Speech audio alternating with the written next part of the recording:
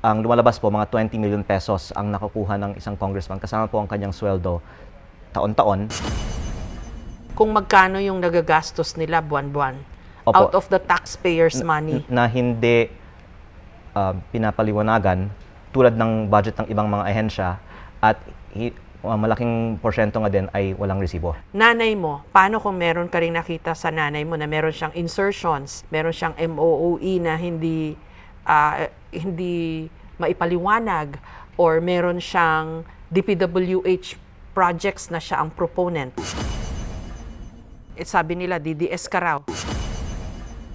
I can surmise, ito yung mga malalaki ang nakuha. Hindi lang po yung mga lagpas 10 billion, pati yung mga 1 billion ayaw din nilang lumabas yung listahan. Ganon? Opo. Kaya po, napakahirap po ito para sa akin at sa aking pamilya kasi halos lahat po ng mga kaibigan po ng aking ina, ayaw nilang ilabas ko ang listahan ito.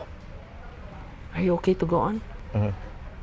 Well, marami lang po nagpe-pressure through my mom kasi hindi naman nila ako direktang tinatawagan para hindi ko papangalanan sila na huwag ilabas at kung ano-ano na lang ang sinasabing mangyayari sa akin kung ilalabas ang listahan ito.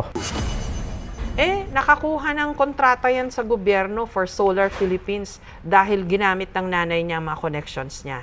And then, your dad was also into politics. Ano masasabi mo doon? Ambisyoso ka raw, baka ginagawa mo ito for, higher positions that you're eyeing.